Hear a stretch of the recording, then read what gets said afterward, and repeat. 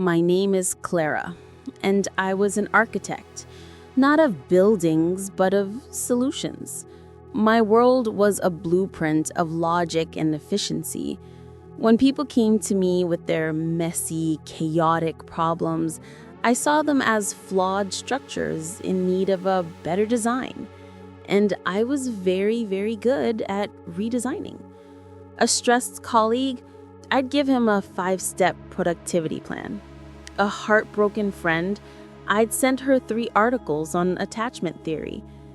I genuinely believed I was helping. I was giving them the most valuable thing I possessed, a solution. I saw their pain as a puzzle to be solved, a lock that needed the right key, my key. Then I encountered a problem with no blueprint. My father, Arthur. My mother, his partner of 50 years, had passed away. He wasn't sick. He wasn't depressed. He was simply grieving. He would sit for hours in his quiet living room, holding an old photograph, lost in a world I couldn't enter. True to my nature, I launched a campaign to fix his sadness. I enrolled him in clubs, I bought him tickets to shows, I suggested new hobbies. I presented him with a perfectly designed new life. But he quietly, gently rejected every single proposal. My logical mind couldn't compute. The problem was clear, loneliness. The solution was clear, activity. Why wouldn't he accept my help? The breaking point came on the Tuesday. I arrived with a vibrant stack of brochures for luxury cruises. "Look, Dad," I said, my voice bright with forced optimism. "You could see the world." He didn't look up from the photograph in his hands. Finally, my frustration boiled over. "Dad, I'm just trying to help. Why won't you let me?" He slowly raised his eyes. They weren't angry, just tired, impossibly sad. And he said the words that demolished my entire world. "You're not trying to help me, Clara.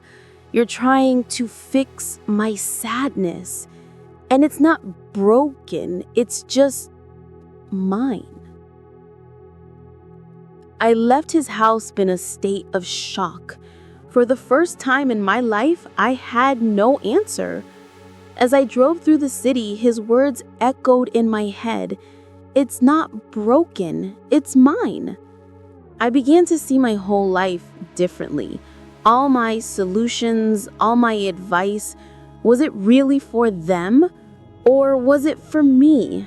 A way to manage my own discomfort with their pain.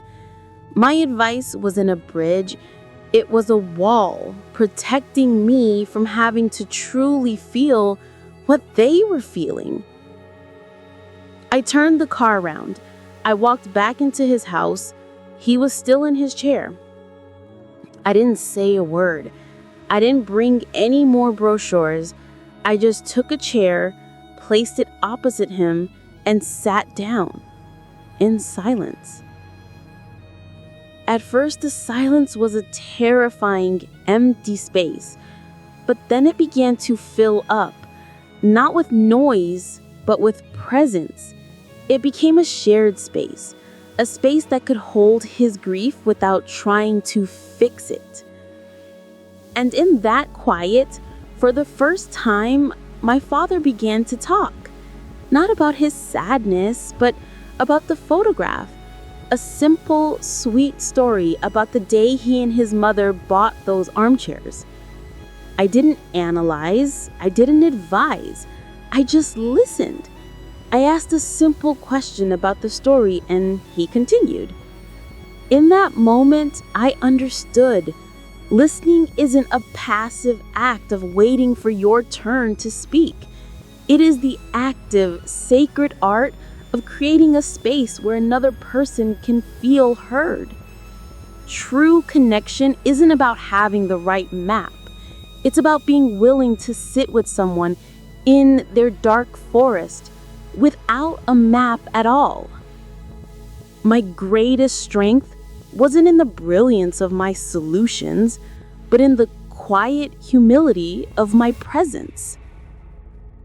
The most profound gift we can offer another human being is not our advice, but our undivided attention. Sometimes the only way to help is to stop trying to help and simply start to listen. Thank you for your time.